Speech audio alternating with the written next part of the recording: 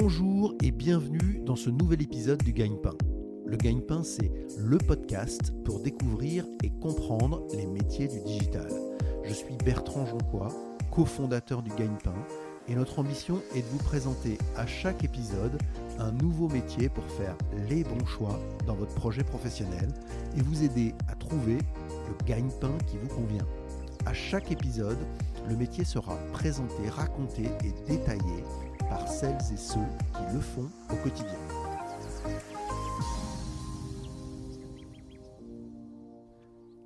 Bonjour Karen. Bonjour Bertrand. Merci beaucoup Karen d'avoir accepté l'invitation du Gagne-Pain. Tu es consultante data et analytics chez PwC. On va avoir l'occasion d'y revenir en détail.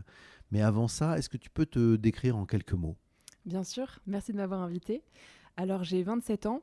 J'ai fait 6 années d'études juridiques qui m'ont permis de découvrir un peu, alors ici les Moulineaux, Bordeaux, Tours, mais aussi Lille. Cato à Lille, c'est ça ? Exactement, à Okay. l'abbaye Vauban.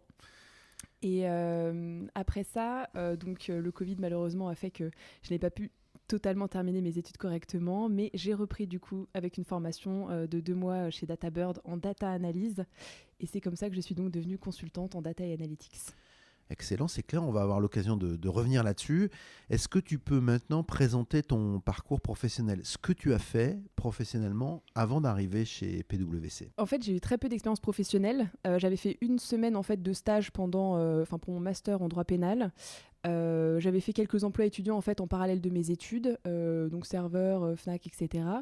Et en fait, il se trouve qu'en 2020, j'ai fait la connaissance de Rima Hassan, qui est la présidente de l'Observatoire des camps de réfugiés, et qui a été en fait une super expérience pour moi parce que dans le cadre associatif, on a l'occasion en fait de pouvoir porter des projets et réaliser plein de choses.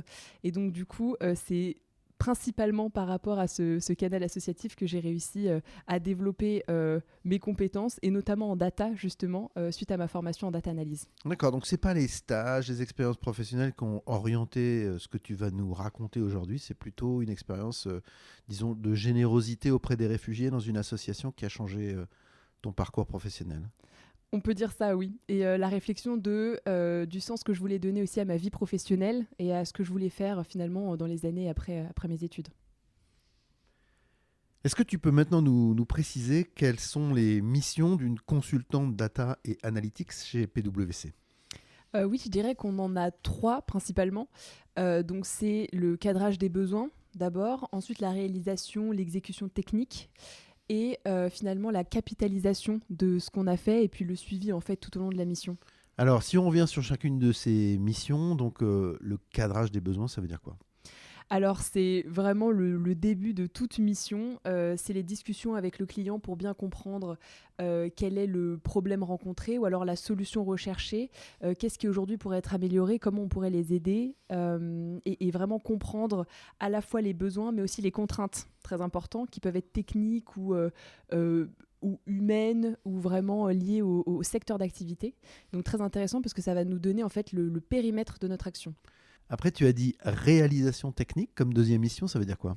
Du coup, c'est la partie vraiment data où on va pouvoir utiliser justement les analyses, mais aussi le développement de certains outils.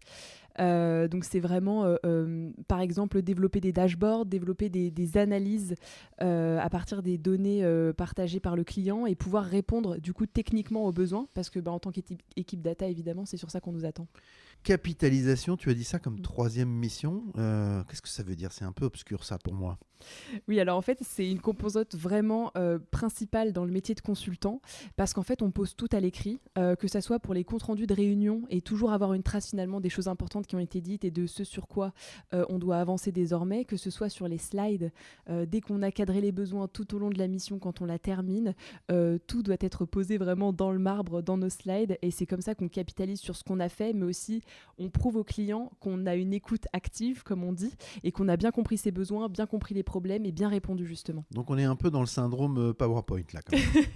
Alors un petit peu, on est sur Google Slide, mais c'est vraiment la même chose. Alors pour les créatifs, les plus créatifs d'entre nous, il y a quelque chose d'assez sympathique et je le découvre aussi. De temps en temps, ça fait du bien, avec de la musique dans les oreilles, de faire quelque chose de beau. D'accord, des belles slides. C'est ça. Est-ce que tu peux également nous dire, Karen, pourquoi tu as choisi ce métier de consultante data et analytics ? Oui, alors je pense que par rapport à mon parcours et à mon profil un peu atypique, c'était vraiment une super porte d'entrée parce que du coup, je pouvais vraiment vendre la transversalité finalement de mes compétences et ça correspondait plutôt bien, justement. Quand tu dis transversalité des compétences, ça veut dire à la fois juridique et data.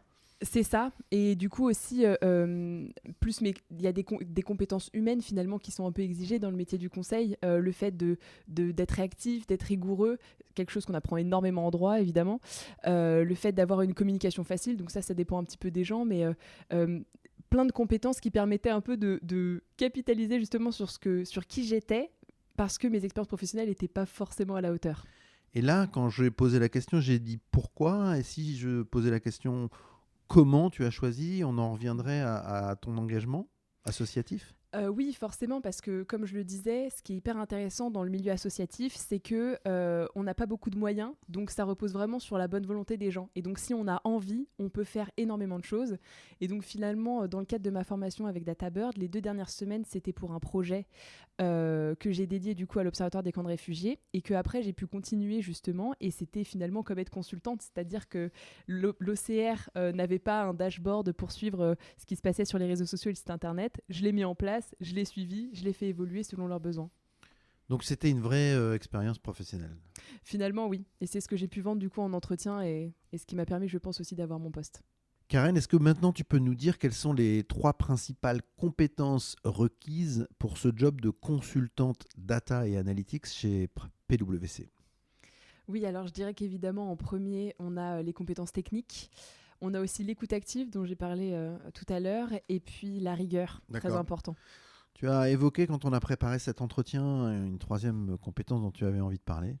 Oui, un petit plus que je rajouterais, c'est la communication par rapport au fait qu'on est amené, et de plus en plus avec les grades, à finalement discuter directement avec les clients. Donc forcément, si on est à l'aise en communication, c'est un vrai plus. Alors, si on revient sur la partie technique, ça consiste en quoi les compétences techniques? Il faut quelles compétences techniques? Alors, les compétences techniques, ça va être vraiment sur l'analyse de données. Donc, on est sur SQL, Excel, la data vise, Power BI, Tableau principalement. Python, pour ceux qui sont un peu plus ingénieurs, on va dire, un peu plus poussés. Donc, ça veut dire que dans ton job, il faut maîtriser tout ça pour pouvoir le faire au quotidien. Mais tu te reposes aussi sur des équipes qui vont un peu plus loin sur ces sujets ou c'est toi qui fais tout? Alors, ça dépend un petit peu des appétences et des parcours de chacun. Évidemment, moi, j'avais beaucoup à apprendre et pour l'instant, les technologies sont restées très data analyst, on va dire, donc de la data vise, Excel, etc. Mais j'ai des collègues qui ont, eux, un background d'ingénieurs et qui, eux, évidemment, travaillent beaucoup plus avec Python et développent des algorithmes, font du forecast, etc. Donc, c'est plus poussé. Ok, donc en parallèle de la technique, il faut aussi l'écoute. Donc on est assez loin là en fait, globalement. L'écoute, ça veut dire des compétences humaines d'une certaine manière. Complètement. Et très intéressant parce que si on n'écoute pas bien, du coup, on ne développe pas bien techniquement et on est obligé de refaire. Très important donc d'écouter. Et oui, donc l'écoute active, ça a été un des premiers conseils qu'on m'a donné quand je suis arrivée. Et donc c'est vraiment le fait d'écouter et de prendre des notes et de tout de suite en fait cibler les points importants, les choses à régler et finalement ce qui fera qu'on va réussir et aller au bon endroit avec le client. Quand j'entends écoute active, ça veut aussi dire qu'on montre à celui qu'on l'écoute. Complètement. Ok, il faut qu'il le comprenne aussi. Exactement. Dans les 3e compétences que tu as données, tu as mis rigueur. Oui. La rigueur. Alors évidemment, donc pour tous ceux qui font de la data, c'est quelque chose qu'on apprend assez vite parce qu'il y a un peu un protocole pour vérifier que ces données sont propres, comment on nettoie des données, comment on les analyse, etc. Si on n'est pas rigoureux, on peut avoir du coup de la donnée peu propre et donc du coup potentiellement des résultats faux. Donc très important d'être rigoureux. Et puis donc la dernière compétence, tu as dit communication, tu en as déjà un peu parlé, mais ça se sent, c'est quelque chose qui te plaît, que tu maîtrises. Oui, que j'aime beaucoup. Et je tire un peu mon épingle du jeu sur ça, justement. Ok, si on revient maintenant sur les tâches quotidiennes, on aime bien essayer d'expliquer ça à ceux qui nous écoutent. Qu'est-ce que ça veut dire dans les tâches quotidiennes que tu fais? Est-ce qu'il y en a une qui te plaît plus et une qui te plaît moins, par exemple? Oui, alors je pense que sans surprise, celle qui me plaît le plus, c'est la communication. C'est le fait d'échanger avec les clients, des personnes différentes à chaque mission, de découvrir un petit peu leur secteur d'activité, ce qu'ils font. Et j'avoue que c'est des échanges toujours très passionnants et très instructifs. Et celle qui t'appelle moins maintenant? Bon, j'avoue, il y en a peut-être une qui me plaît un peu moins. C'est parfois faire des slides, mais pas n'importe lesquels. C'est quand on nous demande de faire des slides très vite sur un sujet qu'on ne comprend pas du tout. Là, D'accord. c'est vraiment compliqué. Donc c'est le fameux effet PowerPoint dont on parlait tout à l'heure. C'est ça. Alors attention, QGP, la question gagne-pain. Combien ça gagne une consultante data et analytics? Alors, en tant que junior, on se situe, je crois, dans une fourchette entre 39 et 45K, quelque chose comme ça. D'accord. Et donc, moi, à titre personnel, je suis à 43K brut, du coup, par an. Ok. Et est-ce qu'il y a des incentives, il y a des primes? On peut être, disons, incentivé sur les choses qu'on fait? Alors, donc l'avantage du consulting, c'est que tous les ans, on augmente en fait d'un grade, donc on a une augmentation sans avoir à la demander, D'accord. ce qui est un petit luxe. On a aussi du coup une prime de performance tous les ans, et je crois qu'on a aussi un intéressement par rapport à la performance de l'entreprise en fait au D'accord. global. Donc il y a un peu de prime, on peut se faire un petit peu de gras en plus. Voilà, un petit peu. Karen, quel a été le plus grand défi que tu as eu à relever en arrivant dans ce métier de consultante data? Je pense que ça a été de combattre mon syndrome de l'imposteur, forcément par rapport à mon parcours et au fait d'arriver dans une grande entreprise. Je savais qu'on comptait sur moi et qu'il fallait que je prouve que j'étais à la hauteur. Donc ça a été un petit peu compliqué, mais je suis contente aujourd'hui, 1 an et demi après, de dire que c'est bon, je l'ai combattu. Il est passé ce syndrome. Oui, dans mon travail, oui. Quelle a été ta plus grande surprise dans ce métier? L'entraide. Je pense que comme pour beaucoup, quand on sort d'école ou de formation, on a un peu peur de se retrouver dans une entreprise qu'on attende de nous, qu'on sache tout et que personne ne nous aide. Tout l'inverse chez PwC, c'est la première chose qu'on nous dit. Il y a forcément quelqu'un qui a déjà fait et qui peut t'aider. Et j'ai eu la chance d'avoir des collègues qui m'ont beaucoup aidé dans mes missions et justement à mieux comprendre les outils et à répondre aux besoins clients. Karen, est-ce qu'il y a une anecdote que tu as envie de partager avec ceux qui nous écoutent? Oui, j'ai une anecdote mignonne, justement dans le cadre de ma mission actuelle où on accompagne beaucoup de personnes au sein de l'entreprise cliente. L'une d'elles, une fois, m'a dit « mais je pense que je suis dans cette entreprise depuis avant ta naissance ». Et en effet, elle avait raison et j'ai trouvé ça absolument génial de pouvoir discuter avec des personnes aussi différentes. Donc elle avait presque 30 ans d'expérience dans sa boîte. Exactement, c'est ça. Karen, si tu le pouvais, qu'est-ce que tu changerais dans ton parcours? Je pense que je ferais plus d'expériences professionnelles ou en tout cas d'expériences en entreprise pour avoir une idée en fait beaucoup plus réaliste de ce qu'est la vie en entreprise et le marché du travail. Parce que je pense qu'en effet, on a tendance à penser que les études, l'école, c'est ça l'école, c'est là qu'on apprend. Mais en fait, on apprend toute sa vie et encore, même quand on arrive en entreprise, on continue d'apprendre tous les jours. Excellent, ça me plaît beaucoup ça. La communauté du gagne-pain nous interroge très régulièrement sur l'utilisation de l'anglais. Est-ce que l'anglais c'est important dans ton métier? Oui, c'est important. Toutes les missions ne sont pas en anglais, c'est plutôt une minorité même, mais c'est important de savoir se débrouiller. Et puis je pense que quand on fait de la data, il y a beaucoup de choses qui sont en anglais, donc c'est plus simple. Après, ne pas oublier, on ne parle pas d'avoir un accent américain parfait, on parle juste de se débrouiller en anglais et de savoir finalement être compris par les clients. Ok. Est-ce que également pour ceux qui nous écoutent, tu pourrais indiquer quelles sont les bonnes formations pour faire ce métier de consultant de data? Alors je dirais qu'il y a les formations basiques en école de commerce et en école d'ingénieur, pour ceux qui finalement ont l'envie très tôt de se plonger vers ce beau métier. Et après, on a les formations comme j'ai pu faire avec DataBird, des formations en accéléré. Ils proposent aussi maintenant en temps partiel, quand on veut le faire à côté de ses études ou d'un emploi. Donc il y a beaucoup de choses maintenant qui existent et qui permettent de se former à la data. D'accord. Et toi, est-ce que tu continues à te former régulièrement chez PwC? Oui, énormément. On est beaucoup poussé à le faire. On a une plateforme en fait en interne avec énormément de formations, que ce soit pour des soft skills comme pour des compétences vraiment techniques, notamment data EQ, etc. Donc non, on est poussé à le faire et c'est très important, je pense. Est-ce qu'il y a des certifications professionnelles qui sont utiles dans ce métier de consultant de data?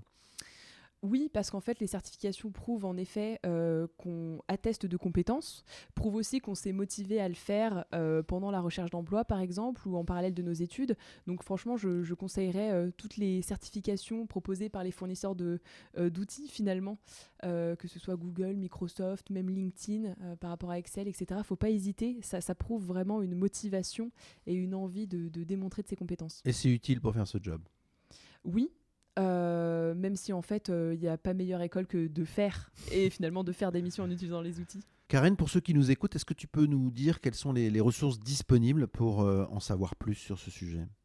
Oui, alors il y en a beaucoup sur Internet, clairement, que ce soit YouTube avec des super tutos de personnes qui rendent ça le plus compréhensible possible et règlent des questions très compliquées à la fois. On a aussi Open Classroom qui propose des cours gratuits. On a aussi les forums, parce que beaucoup d'entraide en effet dans le milieu de la data. Donc par exemple Stack Overflow, c'est un des plus connus. Il y a GitHub aussi. Et en fait, on tape sa question dans Google, on trouvera forcément quelqu'un qui a répondu. Ok, merci, c'est très utile. On mettra les liens dans les commentaires du podcast pour ceux qui souhaitent aller plus loin sur ce sujet. Karen, est-ce qu'il y a une différence entre le métier que tu fais et celui que tu imaginais avant de le faire ? Alors, pas forcément sur le métier en lui-même, mais plus sur la posture que je devais avoir au travail. Parce qu'en fait, en n'ayant pas eu trop d'expérience professionnelle, en intégrant une grosse boîte, forcément, ça m'a rappelé ce que j'ai pu entendre petite de mes parents. Et je me suis beaucoup mis la pression sur on ne se fait pas des amis au travail, il faut être très sérieux, faut bien paraître. Et ça a été vraiment très compliqué au début, jusqu'à ce que je comprenne qu'en fait, fallait juste que je sois moi, parce que je ne pouvais pas être autre chose. Et ça se passe beaucoup mieux. Tu viens comme tu es. Exactement. Ok, excellent. Est-ce que tu pourrais également nous conseiller un peu de choses autour de la culture, des films, des séries, des podcasts qui sont en rapport avec ton métier ? Oui, alors donc pour ce qui est film, documentaire hyper intéressant que je conseille vraiment à tout le monde, il y a Derrière nos écrans de fumée évidemment sur Netflix qui a beaucoup fait parler. Donc ça c'est une série documentaire. Je crois que c'est un film documentaire, mais hyper intéressant qui parlera à tous. Vraiment, D'accord. montrez-le à vos parents, à tout le monde, c'est trop bien. On mettra les liens aussi. C'est ça. Il y a Coded Bias aussi, qui est un peu moins connu, mais qui est sur la reconnaissance faciale et finalement comment les algorithmes reproduisent les clichés et les biais humains de ceux qui les créent. Très intéressant. Je crois que tu avais aussi un podcast à nous proposer. Oui, Data Driven 101, que j'ai découvert récemment parce que l'un des fondateurs de DataBird du coup l'a fait et les discussions sont hyper intéressantes. Karen, en conclusion, qu'est-ce que tu souhaiterais ajouter à ceux qui nous écoutent pour les aider à faire ce qu'ils veulent faire dans ce domaine de la data ? Je leur dirais d'oser. Si vous avez envie de le faire, que vous êtes motivé, n'hésitez pas, il y a énormément de ressources et ça sera valorisé et ça se sentira finalement dans votre discours. Karen, merci beaucoup. Merci Bertrand. À bientôt. Merci beaucoup d'avoir écouté ce nouvel épisode du Gagne-Pain. Si vous aimez le Gagne-Pain, laissez-nous 5 petites étoiles sur Apple Podcasts ou votre application de podcast ou de streaming préférée. N'oubliez pas de vous abonner au Gagne-Pain. Vous pouvez nous écrire, nous envoyer vos suggestions et vos commentaires sur legagnepain.fr. Retrouvez-nous également sur les réseaux sociaux pour suivre notre actualité. À bientôt pour un nouvel épisode du Gagne-Pain.